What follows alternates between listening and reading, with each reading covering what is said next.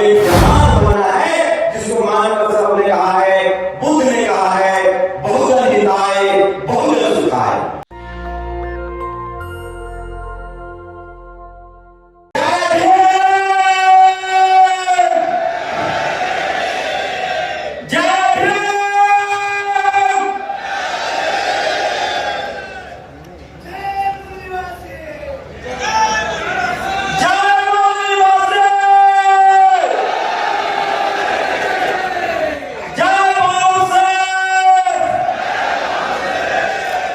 शुक्रिया। आप लोग लगभग आ चुके हैं। लोग कुछ लोग की अपनी मजबूरी होती है, तकलीफें होती हैं।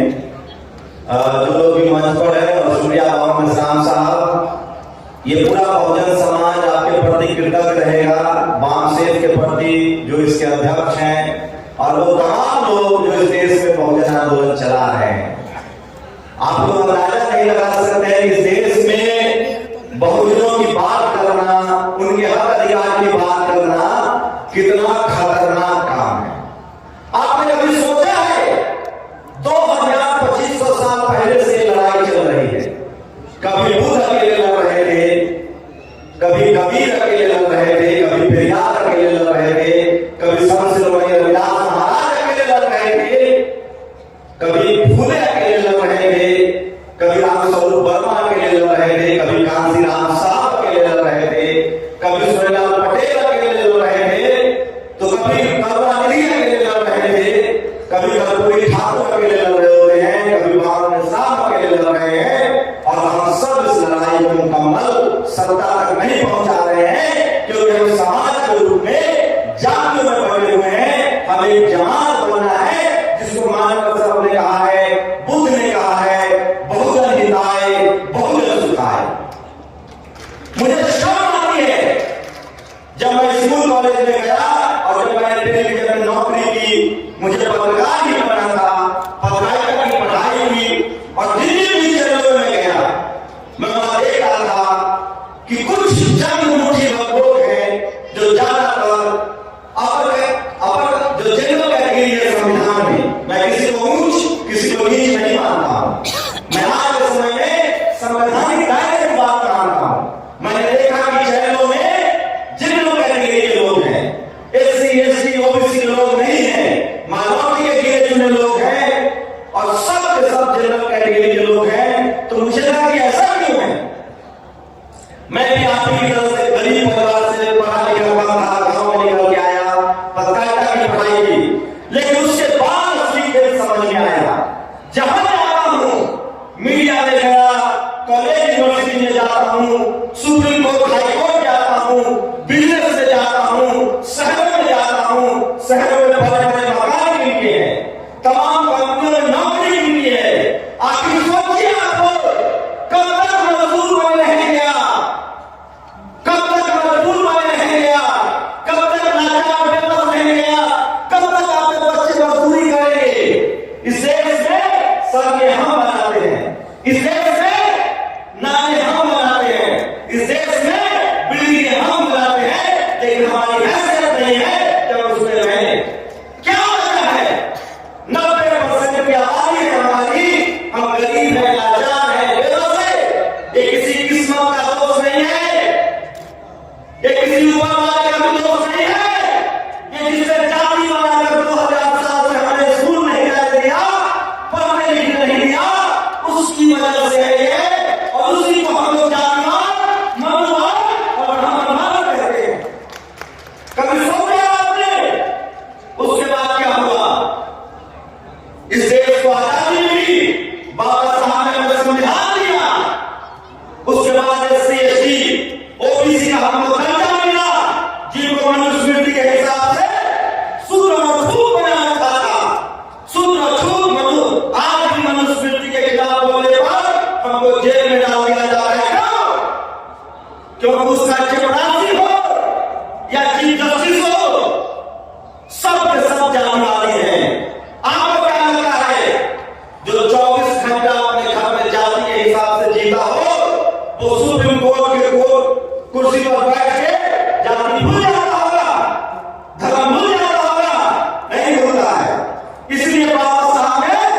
डाइवर्सिटी का सिद्धांत दिया है।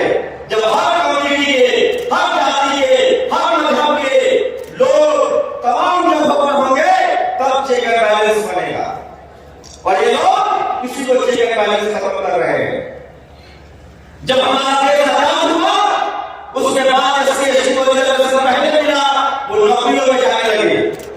लेकिन पूछिए उनसे, चाहे वो राष्ट्रपति हो, चाहे एमपी हो, एमएलए हो, आईएएस हो, कलेक्टर हो, इंजीनियर हो, मैकेनिक हो, एक भी दिन वो सम्मान से नौकरी नहीं कर पाता है।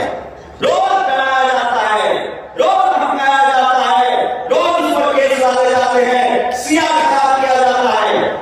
आपको पता है अब उनको जातिवाद का शिकार अनपढ़ मजदूर नहीं होगा, मेरे जैसे लोग होंगे, आपके जैसे लोग होंगे, जो बाबा साहब के संविधान की वजह से, फूले पेरियार अम्बेडकर के आंदोलन की वजह से और तमाम बहुजन नेताओं की वजह से जो सत्ता में या नौकरियों में आए हैं, उनकी जाति खोजी जा रही है। अब जाति जो है वो शहरों में शिफ्ट हो गया है, मल्टी स्टोरेज बिल्डिंग में शिफ्ट हो गया है, media judiciary college university bureaucracy में शिफ्ट हो गया है। अब जो एससी एसटी ओबीसी के लोग समझते हैं कि वो माल कमा लिए हैं, थोड़ा जमीन ले लिए हैं, शहर में घर बना लिए हैं और वो बच जाएंगे, वो गफलत में है। अब उनकी जाति ढूंढी जा रही है। इस देश में जो मनवादी हैं, जातिवादी हैं, ब्राह्मणवादी हैं, उनको मजदूर चाहिए फ्री वाला, उनको लेबर चाहिए, उनको ड्राइवर चाहिए, उनको मेड चाहिए। वो चाहते हैं कि आपकी सारी नस्लें पीढ़ी के पीढ़ी आप गरीब मजदूर रहे, उनका रिक्शा चलाए, उनका ठेला चलाए, उनका हाथ धोए, उनके शादियों में आप खाना बनाए, खाना खाए। ये 3% जो लोग हैं जो जातिवादी, मनवादी, ब्राह्मणवादी है, इस देश के 90% लोगों को गरीब और लाचार देखना चाहते हैं। लेकिन ऐसा नहीं है कि इसका हल नहीं है, ये तो समस्या है। इसका समाधान बहुत आसान है, एकदम आसान है आज के दौर में। और इसका सबसे बड़ा समाधान है बाबा साहेब का संविधान, एक वोट का अधिकार। और दूसरा बड़ा संविधान है, दूसरा बड़ा सम्मान है कि हम सब लोग सोचिए, हमें वोट का अधिकार है, हमें ऐसे लोगों को सत्ता में चुनना होगा जो हमारे समाज से आता हो, हमारे हक अधिकार की बात करता हो और जो सर्वों से निकल के गया। दूसरी बड़ी सबसे लड़ाई है जो नौकरी पेशा में लोग हैं। कब तक आप राजकारण व्यवस्था रहेंगे? कॉलोनियल सिस्टम के खिलाफ लिखिए। मैं बार बार कह रहा हूं, हम लोग की जो दुर्दशा है उसका कारण है टीवी और अखबार। मैं पत्रकार के तौर पर कह रहा हूं, अगर इस देश के बहुजन ने टीवी और अखबार का बायकॉट कर दिया तो उनकी चूल्हे नहीं आएंगी। आप सब सोचिए, हमारे हाथ में मोबाइल है, कितने लोगों के हाथ में मोबाइल है, हाथ उठाइए। आप लोग जिस देश में मनुवाद के खिलाफ सोशल मीडिया पर लिखना और बोलना शुरू कर देंगे, किसी की औकात नहीं है कि वो अपराध उठा के देख ले। इसलिए मैं कह रहा हूं, बहुजन समाज के लोग हर काम को करना चाहता है, सिर्फ बोलना नहीं जानता है। जिस दिन हम लोगों ने बोलना लिखना पढ़ना शुरू कर दिया, उस दिन की चूल्हे हिल जाएंगी। इसलिए आपको गुजारिश कर रहा हूं, सोशल मीडिया पर अपनी बातें लिखिए, अपनी बातें कहिए, जो आपके बहुजन आंदोलन है, जो फूले पेरियार का आंदोलन है और जो कर्मकांड के खिलाफ बाबा साहब ने हमको एक बम दिया है। संविधान के बाद 1956 में उन्होंने हमको परमाणु बम की ताकत वाला जो 22 प्रतिज्ञा दिया है, उस 22 प्रतिज्ञा को दोहराएंगे। रोज लिखिए, रोज पढ़िए, रोज बोलिए, देखिए किसका औकात है कि हमको जेल में डाल दे। अरे बाबा साहब संविधान लिखने वाले थे, बाबा साहब देश के पहले कानून मंत्री थे। 1956 में उन्होंने दीक्षा भूमि पर जो 22 प्रतिज्ञाएं लिखी है, उस 22 प्रतिज्ञाओं को हमको अपना हथियार बनाना पड़ेगा। और उसी में हमारी गरीबी का कारण छुपा हुआ है, उसी में हमारी लाचारी और बेबसी का कारण छुपा हुआ है। और आज के में षड्यंत्र हो रहा है, आपके बच्चों को पढ़ने लिखने न दिया जाए, इसलिए स्कूल कॉलेज को बंद किया जा रहा है। इस देश के शोषित वंचित समाज के लोग जब तक नहीं जगेंगे, अपने अधिकार के लिए लिखना बोलना शुरू कीजिए, नहीं तो रोज हम लोग तिल तिल कर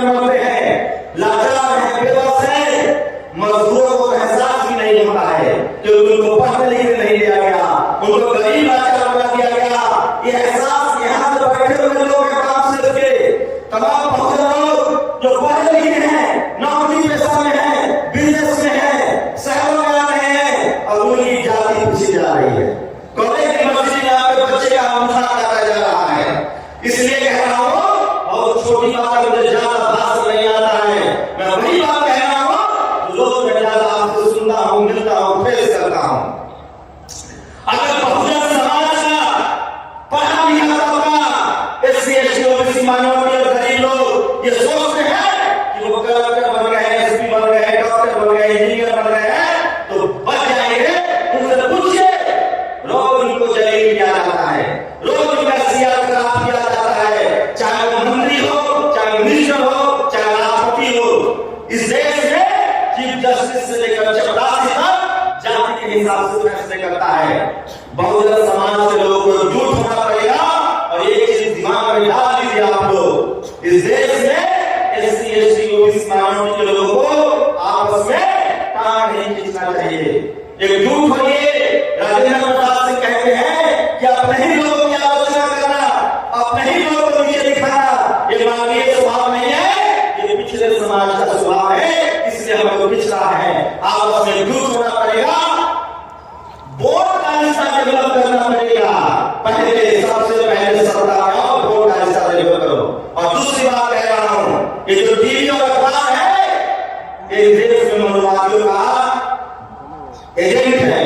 आपके घरों में दो मनोवादी रहता है, एक टीवी और एक अखबार, इसका बहिष्कार कीजिए। और अंत में कहूंगा, आप लोग कान बांध दीजिए, इस देश में जितनी पॉलिटिकल पार्टियां हैं,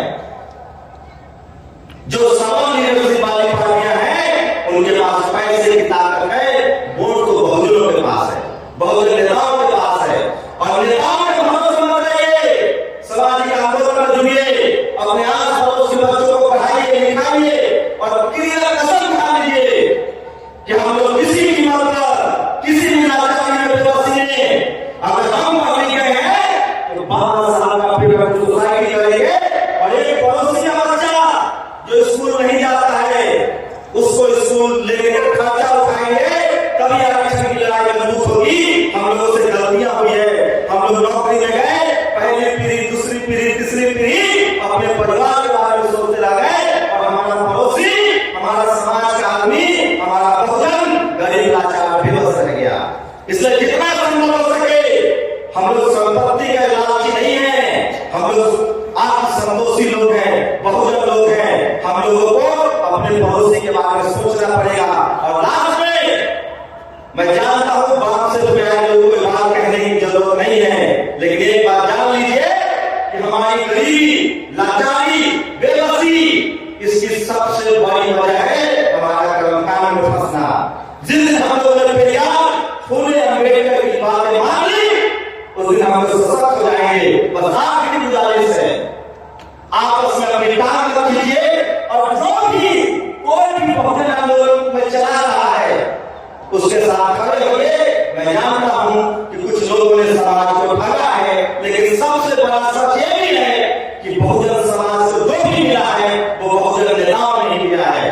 और आप लोग इतनी संख्या में आए हैं, मैं चाहता हूं कि वाम से जैसे संगठन और वाम से 100 साल 200 साल जीवन भर जिए, आज के समय में वाम से भी बहुजनों का सहारा है और इस देश में हर आदमी को वाम से जुड़ना चाहिए। और वाम से लोगों की जिम्मेदारी है कि इस देश के तमाम बहुजन समाज के लोगों को उसके शिक्षा अधिकार से सचेत करे, लोगों को जोड़े।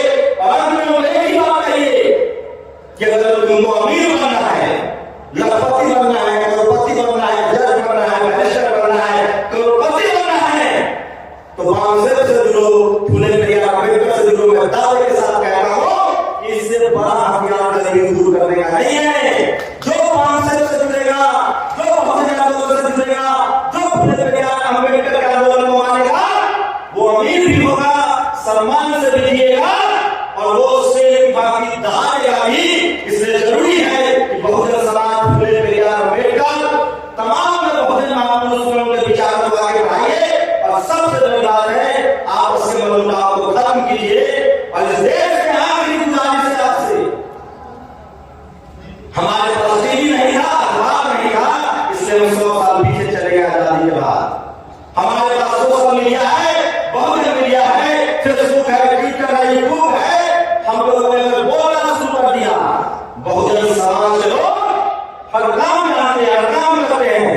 जिस दिन मैं एक ही बात कहता हूं पर हम लोगों ने जिस दिन पढ़ना लिखना और बोलना शुरू कर दिया, हम लोगों को डरा के रखा जाता है। जिस दिन हम लोगों ने बोलना शुरू कर दिया, ये मनोवादी देंगे, क्योंकि 100 में 90 हमारी संख्या है। हम लोग संविधान के हिसाब से शब्दों पर खड़ा होना सीख जाएंगे तो ये अत्याचार को छोड़िए, ये भी बहुजन हो जाएंगे।